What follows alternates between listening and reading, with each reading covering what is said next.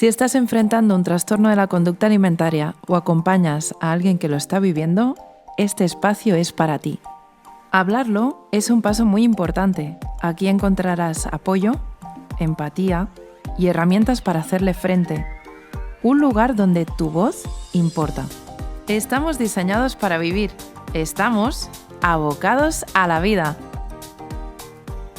Primero de todo, saludar a aquellos que nos están escuchando. Muchas gracias por estar aquí en nuestro segundo episodio.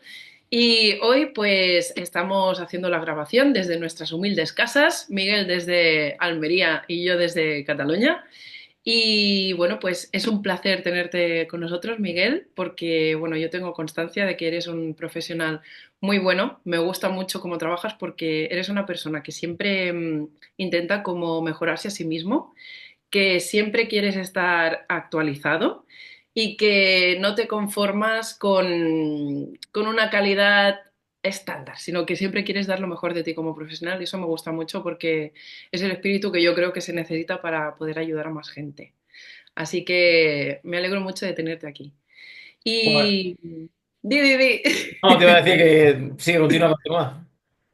Pues no, más que nada presentarte porque yo sé que tienes un largo recorrido en esto de la nutrición deportiva, que ahora mismo eres o sea, eres profesional de la nutrición deportiva, eres asesor, pero que esto empezó ya hace mucho tiempo atrás y también has tenido muchos casos de trastorno de la conducta alimentaria, que por eso también quería invitarte y que nos hablaras un poquito de eso.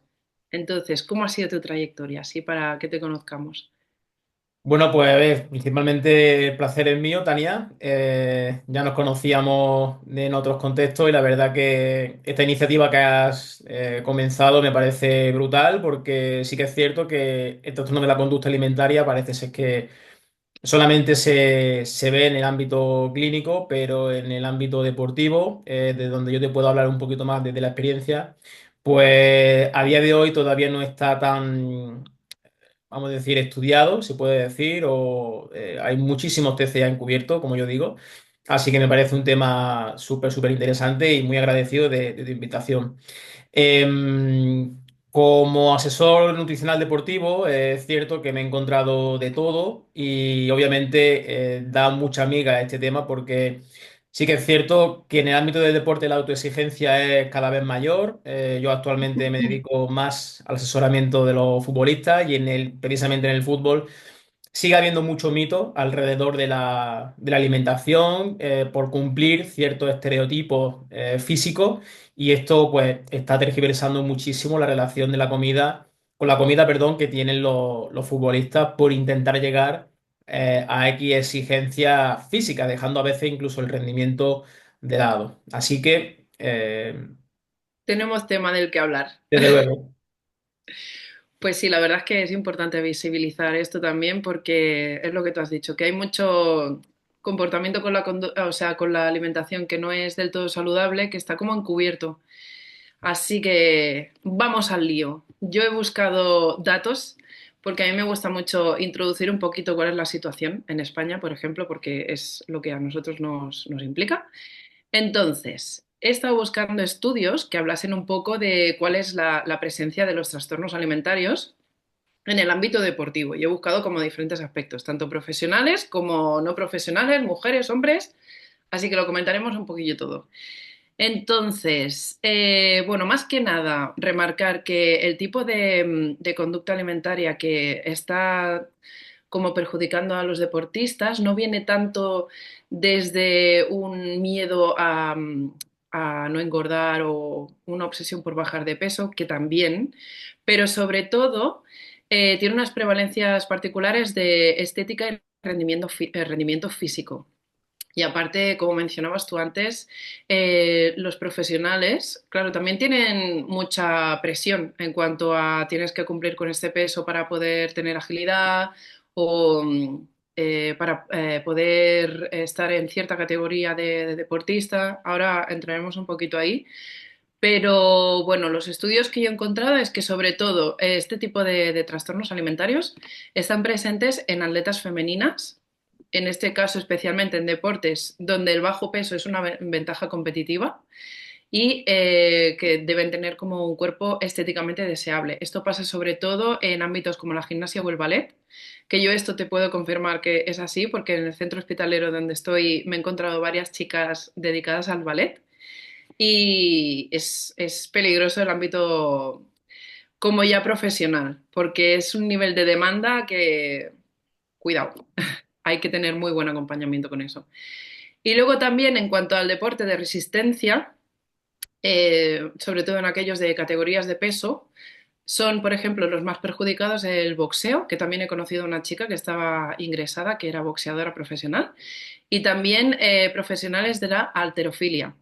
Entonces, es importante que haya una concienciación de todo este problema, como estábamos comentando antes, porque es imprescindible que haya tanto un asesoramiento nutricional correcto como trabajar todo lo que es a nivel psicológico, lo que se esconde detrás de estas conductas. Y bueno, entonces, siguiendo un poquito en esta línea, yo había visto un estudio que está basado en Cataluña, que es un estudio de Teixidó Batlle que publicaron en 2021 y analizaron atletas de élite de aquí de Cataluña y dijeron que el 5,1% se consideraba en riesgo de desarrollar trastornos de la conducta alimentaria. Pero es que luego, a ver, es verdad que dependiendo de la categoría del deporte que analicemos, el lugar donde estemos haciendo el estudio, la edad, o sea, los resultados pueden ser variados. Pero bueno, por lo general, he intentado buscar los resultados así como más genéricos. Se hizo también un estudio que se llama Prevalencia de los TCA en jugadores masculinos de deporte en equipo, que esto también tú te verás muy, muy identificado con eso, con lo que ves, porque ahora mismo estás trabajando con equipos de fútbol. Y este estudio se publicó en el 2021 y decía que el 18,5% de los deportistas no profesionales tenían síntomas que eran compatibles con un trastorno de la conducta alimentaria. Entonces, por tu experiencia, habrás observado que estos números encajan y que los deportistas profesionales son en realidad bastante vulnerables a desarrollar un trastorno de conducta alimentaria. ¿Qué nos puedes decir de esto tú? De deportistas y sobre todo los que trabajan. Ay, perdón. Los que hacen trabajo en equipo. Bueno, han mencionado, digamos, varios deportes que son, digamos, pues prácticamente los estandartes, ¿no? Muy representativos en cuanto a esa aparición del trastorno de la conducta alimentaria cuando tienen que dar un peso.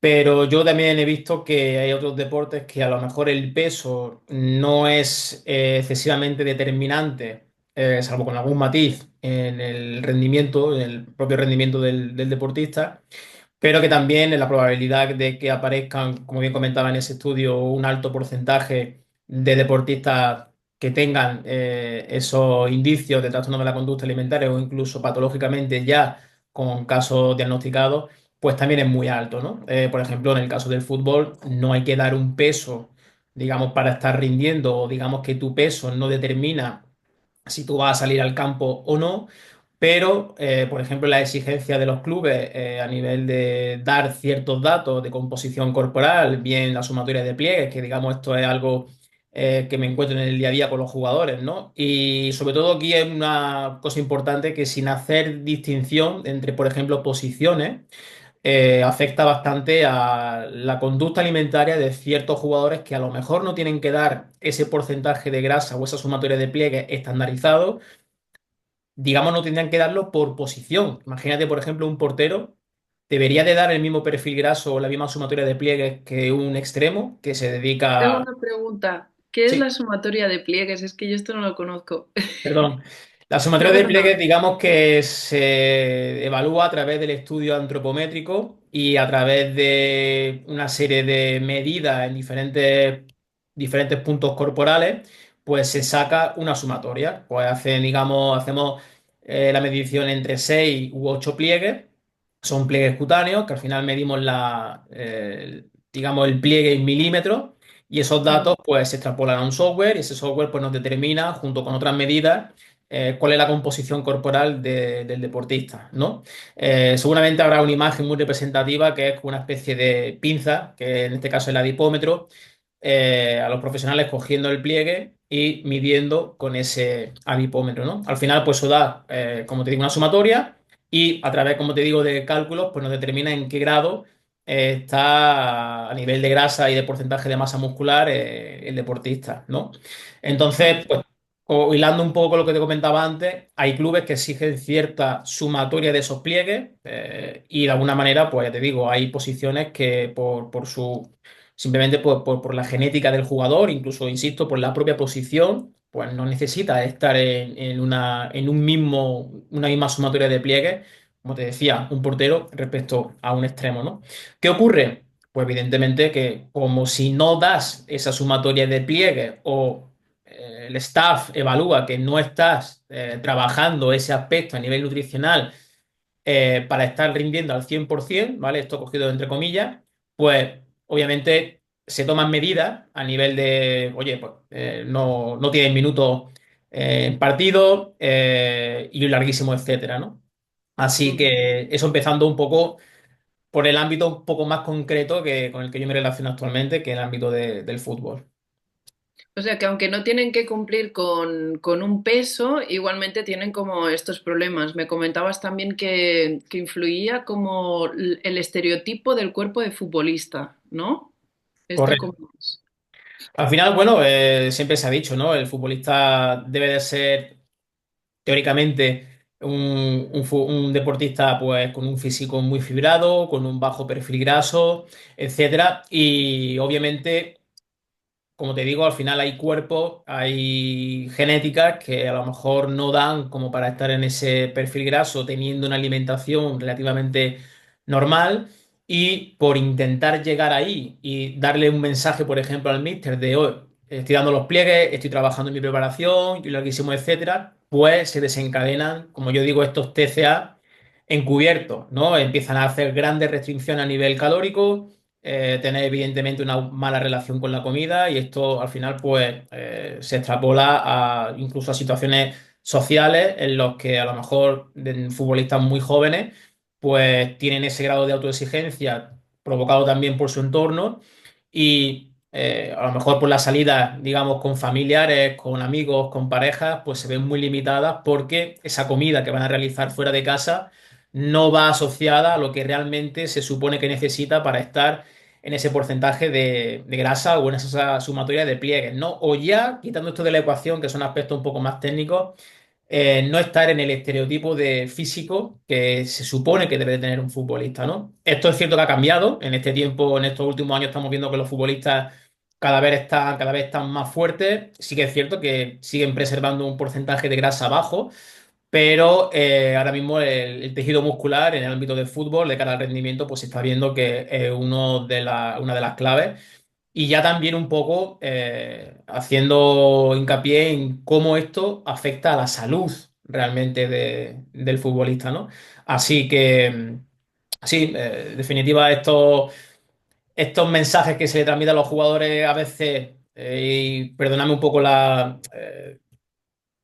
sé, la increpancia, ¿no? O meterme en sitios donde no me llaman, pero bajo un criterio realmente no muy consensuado desde mi punto de vista. No le puedes pedir a un jugador lo mismo que a otro en distintas posiciones y sin conocer el contexto en sí. Mm, muy interesante, estoy muy de acuerdo. Y luego también supongo que habrás visto en el ámbito femenino, que también he buscado información y vi un estudio que era, bueno, lo publicó la revista Sport Journal en el 2023, que era sobre deportistas no profesionales. Y lo que hizo fue analizar a 56 atletas y el estudio se llama Mujeres Atletas y TCA. Y este estudio desveló que un 14,3% de las personas que habían analizado, pues que tenían también riesgo de sufrir un trastorno alimentario. Entonces, a lo largo de tu experiencia profesional, ¿te has encontrado más casos de hombres o de mujeres en el ámbito deportivo que tengan este tipo de conductas así como más dañinas en cuanto a la comida? Pues fíjate, Tania, que curiosamente, seguramente sea por estadística, yo personalmente he trabajado más con, vamos a decir, no vamos a englobar solamente al fútbol, sino también en otros deportes, más con deportistas masculinos que femeninos. Ujú. Y en este caso, es cierto que te puedo decir desde la experiencia categóricamente que me he encontrado muchos más casos de TCA en hombres que en mujeres. Porcentualmente, como te digo, he asesorado más a hombres que a mujeres, pero lo que yo me he encontrado a nivel de TCA en mujeres es prácticamente cero. Y en cambio, en los hombres me ha sorprendido encontrarme mucho más de lo que yo ni siquiera me podía llegar a imaginar, ¿no?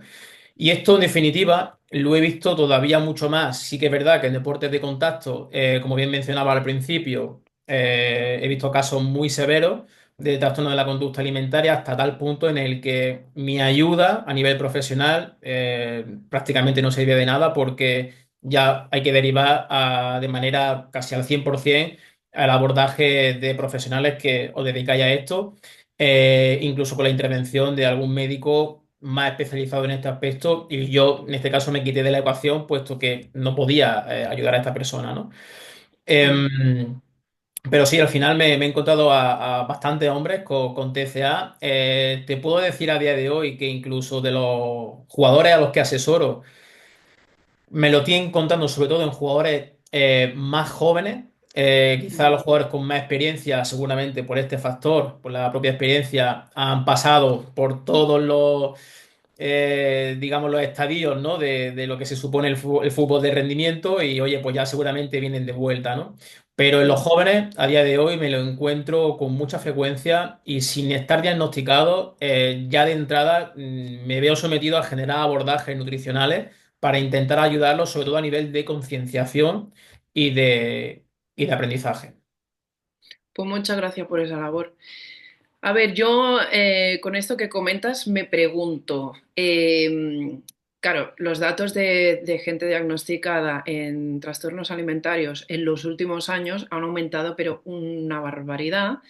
Supongo también que esto ya es mi visión, porque antes no se diagnosticaban tanto. No tanto porque no estuviesen presentes, sino porque hoy en día se estudia muchísimo más, hay muchísimas más herramientas, hay más concienciación, entonces se diagnostican más casos. Aún así, sí que es verdad que es una cosa que está en auge. Pero también me preguntaba un poco en esa línea si es posible que en el caso de los hombres no se estén diagnosticando tanto. No sé si porque a lo mejor son más reticentes a acudir a ayuda o si no sé cuál puede ser la razón, pero que quizás los datos están representando que afecta mucho más a mujeres y seguramente es así, pero que me da la sensación que hay mucho en la sombra, como que no está diagnosticado y quizás en los estudios no aparece reflejado, pero que no significa que no esté ahí. Tú mismo ahora estás diciendo que te has encontrado muchísimos más casos de hombres. Entonces, no sé si tu sensación es un poco la misma que la mía en ese sentido. Desde luego que sí, Tania, desde luego que sí.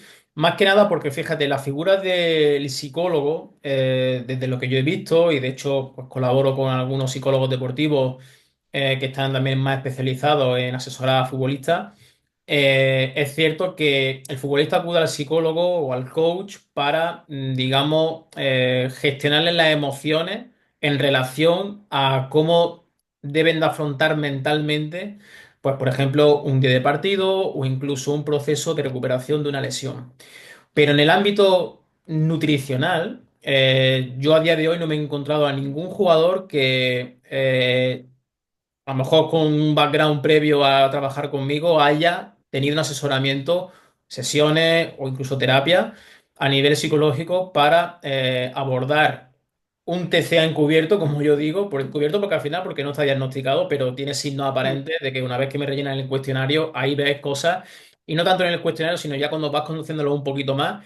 Obviamente detecta, yo al menos lo detecto así, como esa falta de confianza en cierto consumo de ciertos alimentos por pensar que les va a generar un aspecto negativo como puede ser el incremento de grasa, etcétera. Y esto es algo que seguramente, me atrevería a decir casi 100%, que viene de mucho tiempo atrás.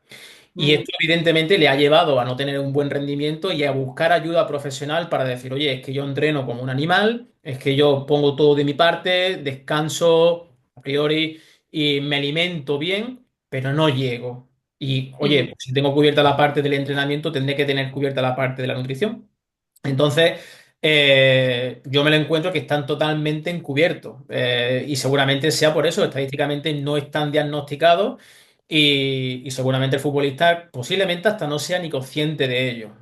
mm, Obviamente, cuando te encuentras en situaciones de, oye, pues tengo grandes atracones o tengo tal, pues a lo mejor ya dices, pues obviamente Algo sí, está pero pasando. claro, pero sí, sí, totalmente de acuerdo contigo en ese aspecto, es porque falta diagnóstico en ese sentido. Esto que comentas es lo de, o sea, que haya como algunos alimentos que no quieren consumir, es lo de los famosos alimentos prohibidos.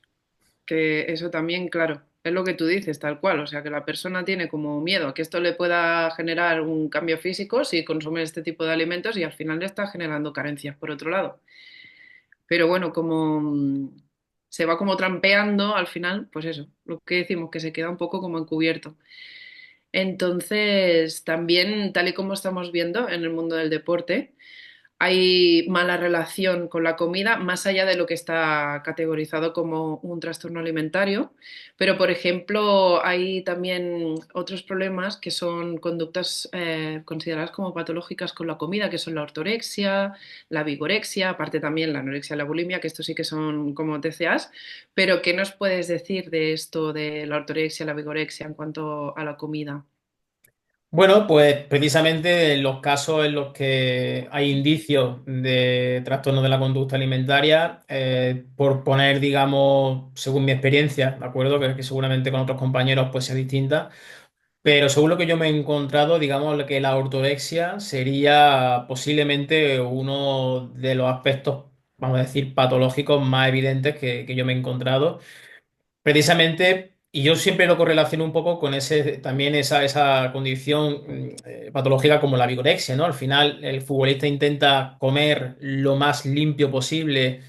No vamos a decir solo únicamente el futbolista, sino muchos deportistas intentan comer de manera muy limpia, de manera extremadamente saludable, Ujú, pensando que eso va mucho más enfocado a rendimiento, posible salud y composición corporal. ujú, Obviamente esto al final se va retroalimentando de tal manera en el que buscando esos perfiles grasos más en deportes que los que tengo experiencia, como te decía, deportes de contacto y sobre todo en el ámbito del fútbol, pues adoptan conductas alimentarias muy extremas en relación, por ejemplo, y mencionaba antes los alimentos, vamos a decir, muy prohibidos. exactamente, prohibido en fin, que se le atribuyen a veces ciertos patrones de comportamiento en el cuerpo que son totalmente falsos, que son los Ujú, carbohidratos, en definitiva. El consumo de carbohidratos ya está visto, que está más que estudiado, que es el principal combustible de, en este caso, más específicamente del futbolista. Me decías también el deporte de resistencia, también está demostrado que ahí el consumo de carbohidratos es importantísimo. ujú, Y sí es cierto que hay cada vez más concienciación en este aspecto, pero de entrada, los jugadores que entran a mi programa buscando ese asesoramiento, te puedo decir que más de un 20% le tienen miedo a consumir esos carbohidratos, pensando que lo que estaban haciendo anteriormente era mejor para preservar el tejido muscular, no ganar grasa, estar más rápido, estar más tal, cuando realmente no es así. Así que, digamos, por categorizarlo, la ortorexia, esa obsesión por la alimentación saludable, se estaría en primer lugar. Y en segundo lugar estaría esa vigorexia, ¿no? Esa obsesión por el tejido muscular por un lado. Al futbolista no le interesa estar demasiado fuerte a nivel muscular, pero sí tener una buena cantidad de masa muscular, pero sobre todo haciendo mucho hincapié en el bajo perfil graso. ujú. Y en la vigorexia también existe como esta dismorfia corporal, ¿no? De que a lo mejor la persona nunca se ve lo suficientemente musculada o a lo mejor nunca ve que su figura llega a los estándares que está buscando y es como esta distorsión al final De y que hecho, también pues le lleva a que le influya en lo que busca en la comida también. precisamente, yo en mi programa a nivel de asesoramiento, uno de los pilares fundamentales es las revisiones que hacemos semanalmente. Y algunas revisiones que yo les pauto a los jugadores tienen que mandarme algunas fotos para correlacionar algunas medidas que se hacen en los clubes y demás, junto con lo que vemos, ese aspecto un poco más objetivo, ¿no? De, oye, cómo está el físico del jugador, que a veces yo en su momento pensé si era realmente interesante o no poner esto. Pero al final yo trabajo a distancia y también sí, las medidas están ahí, pero yo quiero ver cómo estás físicamente, ¿no? Y siempre me he cuestionado si esto era una opción interesante o no, precisamente por someterlo a realizarse fotografías continuamente para evaluar su estado físico, Claro. y luego que también se lo evalúe yo, ¿no? Entonces le quise dar una vuelta, un enfoque distinto y dije, no, no, al final esto es que hay que tomar conciencia de que como yo esas revisiones le mando un feedback personalizado a cada jugador, en ningún caso se nombra nada relacionado con tienes que estar más fino, tienes que tener menos porcentaje de grasa. No. El enfoque para mí es que estás en este estado y te está llevando a conseguir esto. Y Ujú. esto, este perfil graso, este perfil muscular, lo estamos generando para que llegue a este punto. Y de alguna manera lo entienden desde esta perspectiva y obviamente les cambia mucho el enfoque de decir, no, no, Miguel Ángel me está diciendo que este perfil graso o esta sumatoria de pliegues me va a llevar a ser más explosivo, minimizar el riesgo de lesiones y un larguísimo etcétera. Está muy bien este cambio de enfoque, como de no centrarnos tanto en cómo se ve estéticamente, sino en qué es lo que buscamos con todo este esfuerzo que hacemos, ¿no? De entrenamiento y de intentar cuidar la alimentación y demás. Está muy bien, porque es que a lo mejor no lo parece, pero este tipo de detalles son los que al final fomentan que haya una mejor relación con uno mismo y con la comida también. O sea que súper bien. Mis enhorabuenas.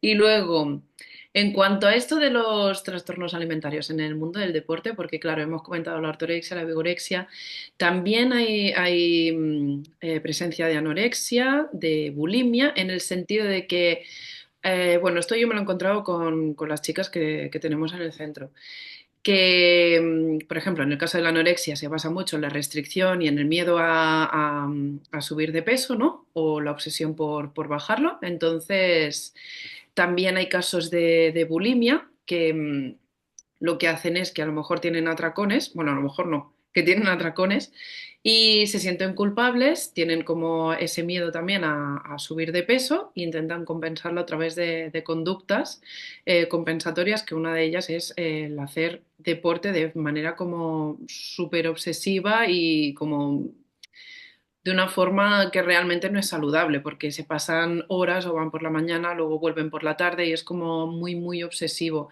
Y luego también las personas que han estado en un estado de anorexia, que han estado como restringiendo tantísimo la comida, llega un momento en el que eso peta y pasan al atracón. Entonces tienen muchos atracones. ¿Qué nos puedes decir un poco de esto? Porque claro, te habrás encontrado también con estas situaciones. Pues mira, perdona que mire hacia aquí porque tengo la segunda pantalla abierta y a colación de esto te voy a enseñar un mensaje que me llegó justamente un día después de saber que iba a grabar contigo este magnífico podcast y a través de una publicación que hice en redes sociales. Y te voy a leer literalmente, que viene un poco a acuerdo a lo que estamos hablando. Me dice, Miguel, te quería preguntar, en mi caso, me exijo mucho y entreno mucho físicamente, pero a nivel nutricional aún tengo TCA, como los atracones. Y quería preguntarte si por estos atracones y no comer bien y a veces consumir alimentos muy poco saludables y mayor cantidad, se ve afectado mi rendimiento físico de casi no ver progreso, nulo o nada, me decía. Y bueno, yo al final le contesté que por supuesto que esa conducta a nivel de alimentación pues le lleva por supuestísimo a generar procesos en su cuerpo que no le convienen Mm, y que evidentemente esa restricción, porque al final los atracones vienen en momentos puntuales, es decir, tú lo sabrás mejor que yo, no es algo continuo, aunque es cierto que yo tuve un caso, me encantaría mencionarlo, pero por privacidad no lo voy a hacer, pero un caso de una chica que obviamente tenía un caso de atracones muy continuo, ¿no? ujú, Pero esto al final me está indicando que el jugador lo que está haciendo es, que es futbolista también, restringir mucho su patrón dietético a nivel calórico, a nivel nutricional durante toda la semana y seguramente llega un punto en el que ya por hambre, por desgaste, por tal, no soporte esa situación y lo que hace es el atracón, ¿no? Y ese círculo vicioso, en definitiva, pues tú lo que estás generando son días de mucha más deficiencia nutricional y energética de lo que realmente debería. Evidentemente, cuando me dice que no ve progreso prácticamente nada o nulo, que esto seguramente llevará haciéndolo bastante tiempo, pues viene un poco por esa deficiencia de nutrientes. Ujú. Claro, esto es algo que se retroalimenta porque a la vez que estás como desajustando lo que tu cuerpo realmente necesita, esto también te está generando un impacto a nivel psicológico y emocional porque te sientes mal contigo mismo, porque no llegas a los objetivos que quieres, porque sientes como esa culpabilidad o esa vergüenza. Entonces es un círculo en el que se entra que es peligroso y que cuanto antes lo podamos detectar y ponernos manos a la obra a trabajar en ello, pues mejor. Entonces, también te quería preguntar, cuando tú te has encontrado con estos casos, ¿cómo lo has abordado? Muy buena pregunta. Bueno, a ver, sin querer, por supuesto, hacer alarde de...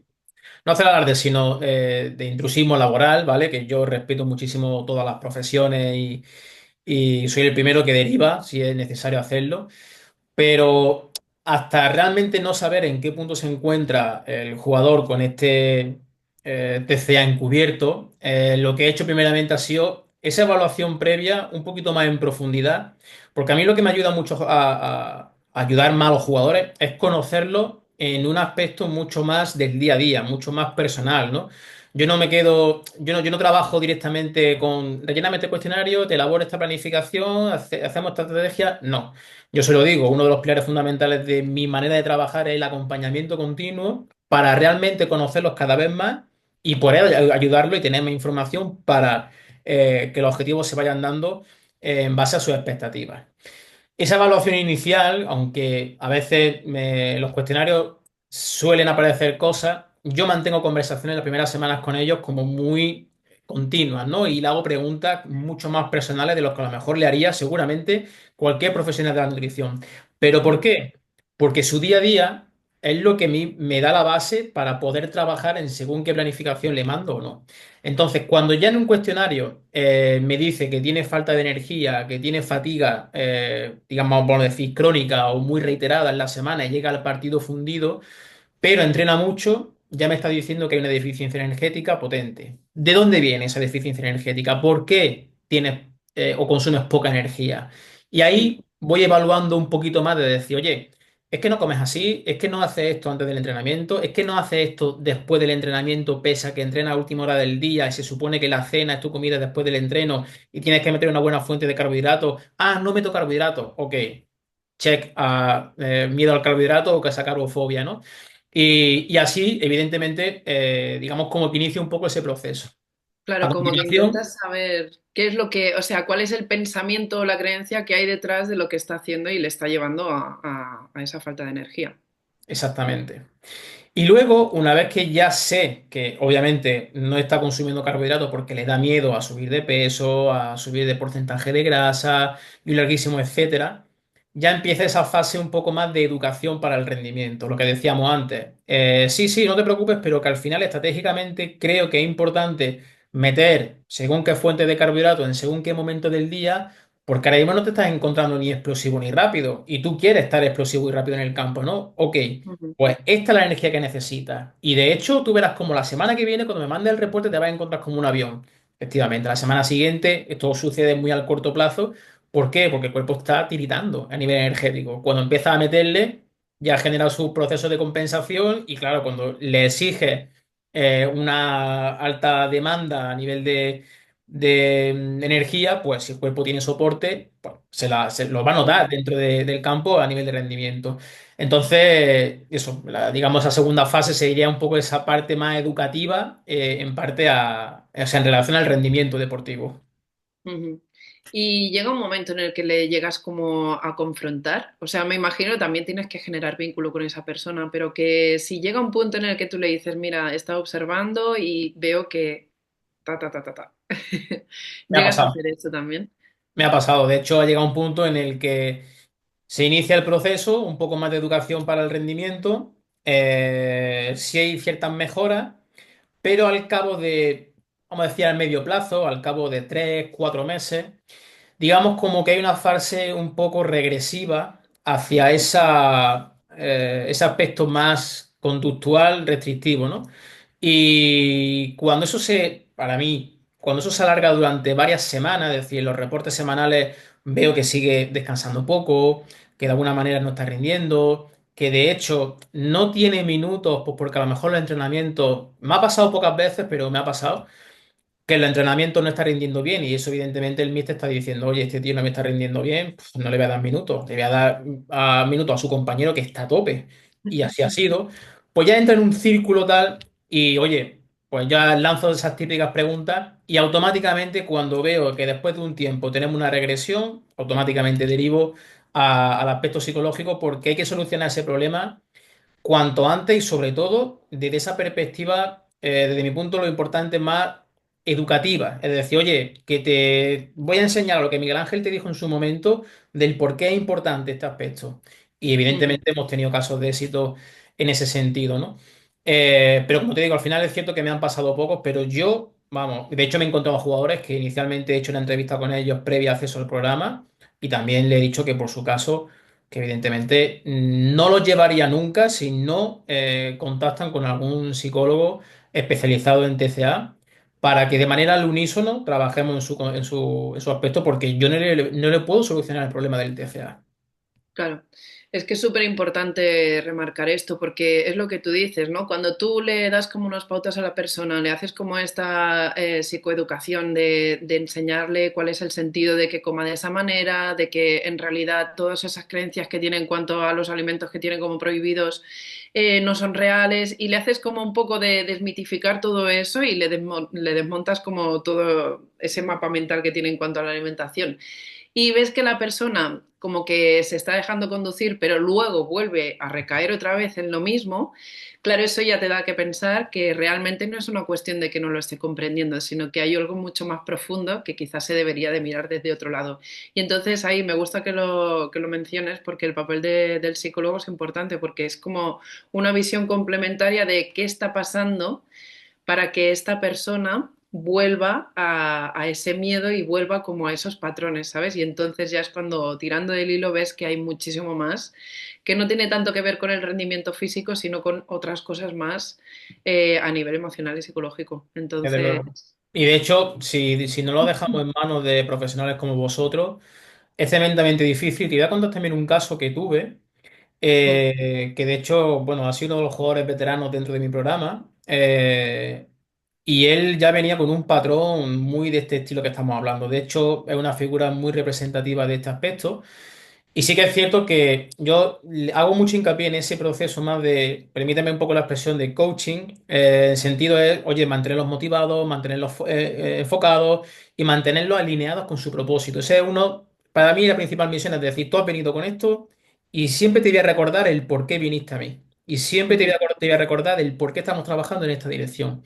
Pero, como te decía, esa fase un poco más regresiva a lo que yo tal, pero es una cosa súper curiosa la que me pasó con este chico y es que de repente, obviamente, la trascendencia de lo que venía comiendo, lo que empezó a comer, fue una cantidad súper potente, pero es que en ningún caso le afectaba a nivel de composición corporal. Es decir, estaba con el mismo perfil graso, pero con una cantidad de masa muscular brutal y un rendimiento increíble. Pero yo pienso que hay factores ambientales no relacionados a veces incluso con el deporte, sino me pelea con mi novia, no sé cuántos, para acá, para allá que total. le hacen un poco generar una bola de agobio importante y empezar a replantearse y cuestionarse ciertos aspectos. Y entre ellos, este aspecto fue la parte de la alimentación y empezó. Oye, Miguel Ángel, pero ¿y si empezamos? Que es que me sentía muy bien en aquello entonces cuando empecé yo a hacer ayuno intermitente y demás. Y yo digo, ayuno intermitente, digo, pero si eso sabes que en tu caso es totalmente inviable por tu contexto y demás. No, pero es que me encuentro pesado. Ya te empiezan a dar, empiezan a hablarte en su lenguaje, en nuestro lenguaje, para que nos entendamos que me siento lento, me pesan las piernas, tal que cual. Mentira, mentira, es simplemente para intentar operar un poco ahí para seguramente su mayor comodidad. Y Sí, ahí porque eso también es que, o sea, es curioso cómo a través de la comida intentamos regularnos emocionalmente. Y es lo que tú dices, que a lo mejor se ha discutido con alguien o yo qué sé, vive un ambiente familiar estresado por la razón que sea o económicamente no le está yendo bien por lo que sea, mil historias. Que al final es eso, que utilizamos la comida para regularnos, ¿sabes? Y me parece muy interesante que lo menciones. es que pasó y lo conseguí un poco rescatar, porque obviamente de decir, oye, vamos a tener una videollamada, vamos a replantear las cosas y vamos a saber por qué te encuentras así de repente. O sea, ¿cómo? Y al final, pues, oye, pues que es que en el club, no sé cuántas, para acá, para allá, y quiero estar al máximo. Digo, pues si está al máximo ya. ¿Cómo va a estar al máximo retrocediendo en todos los pasos que hemos dado Claro. cuando para llegar aquí nos ha llevado meses de trabajo y meses de concienciación y de hacerte entender las cosas que a día de hoy sé que las sabes y sé que la diferencia la estás notando tanto a nivel conceptual como a nivel físico? Entonces, Ujú. al final por ahí hubo una reconducción, una repesca, como yo digo, y salió aireoso, pero otras veces me ha sido Menos mal, totalmente imposible. menos mal. Qué buena labor, Miguel. De verdad, muy agradecida. Ahí vamos. Porque es que es tan importante todo esto que estás comentando. Entonces, claro, yo, así para cerrar, te preguntaría, o sea, ¿qué consejo le darías a las personas que viendo este episodio se han sentido identificadas y se han visto como reflejadas en las cosas que hemos estado comentando? Pues mira, personalmente siempre le diría que la capacidad que tienen los psicólogos de modificar ciertos patrones en la mente, yo desde mi humilde entendimiento me parece algo absolutamente increíble. Yo he visto casos, lo hemos comentado en alguna ocasión, que la labor de la psicología, de hecho, te puedo decir que es una de mis profesiones frustradas, porque yo me he dado cuenta en el tiempo que cualquier cosa que realices en tu vida tiene un aspecto mental clave. Depende de cómo te sientas, así toma una decisión o así afronta un problema y tal. En el aspecto más conductual relacionado con la alimentación, no contactar con un psicólogo a tiempo es perder tiempo y agravar una situación que incluso pueda llegar, no sé si se te ha dado el caso o si existen, de no retorno. Es decir, está tan instaurada la patología que, Mm. oye, se puede gestionar de X manera, pero a lo mejor ya es demasiado tarde o, oye, hay ciertas variables que no se pueden arreglar. Entonces, no perder el tiempo en ese sentido, contactar con profesionales que realmente tengan esa capacidad de ayudaros, porque como en todos los sitios hay de todo, y simplemente con comunicarte bien con un profesional vas a saber si te va a ayudar o no. Eso está clarísimo. Hay conexiones entre personas que yo siempre las nombro y las menciono Mm. para que al final des con la persona adecuada. Y que no tengan miedo, en definitiva, si es que al final estáis para esto. Nosotros al final los nutricionistas o dietistas que estamos intentando asesorar a la gente desde la parte de la alimentación, no tenemos la herramienta para ayudar a curar una patología, como puede ser el TCA. Podemos detectarlo, podemos derivar con datos, con informes a compañeros para que os puedan ayudar, pero el psicólogo al final es el que tiene las herramientas para hacerlo. Y me parece una labor impresionante. Muchas gracias, Miguel. Y aparte del trabajo que hace el psicólogo, que esto que has comentado es real, eh, o sea, es que también tiene que ir complementado con todo esto de la alimentación, porque cuando tú tratas un trastorno alimentario, imprescindiblemente tienes que también cuidar la alimentación. Así que también tu labor en este sentido es imprescindible. Así Sí. que Las es un sinergias muy al final buen son equipo. interesantes y yo soy muy amante de la sinergia y obviamente pues por supuesto que podemos ayudar muchas veces, podemos ayudar a vosotros a que ese proceso se vaya haciendo un poquito más, pero sí, sí, Claro. al final Que se haga opino un bien. tratamiento multidisciplinar Desde luego, como te digo, la y que sinergia unamos yo soy un fuerzas. fan. Claro, porque al final entre unos y otros acabamos destruyendo al bicho, que le llamo yo. Así es, así es. Así que el TCA tiene tela, Tiene tela, sí, tiene es tela. chungo chungo. Pues muchas gracias, Miguel, por haber aportado todo este conocimiento, toda esta experiencia que tú tienes, la visión y todo lo que tú te has encontrado y te sigues encontrando hoy en día.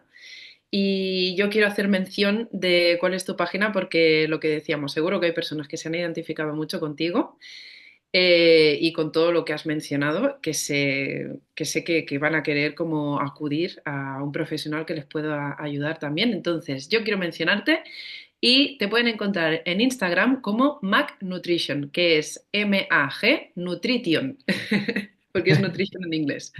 Así que nada, otra vez, muchísimas gracias. Y a todas aquellas personas que se hayan sentido identificadas o que pensáis que hay una persona que se puede sentir identificada con esto y que le puede ser de ayuda a todo lo que hemos hablado, por favor, compárteselo. Y nada, que os mando un abrazo muy fuerte y muchos besos. Hasta la próxima. Chao. Adiós.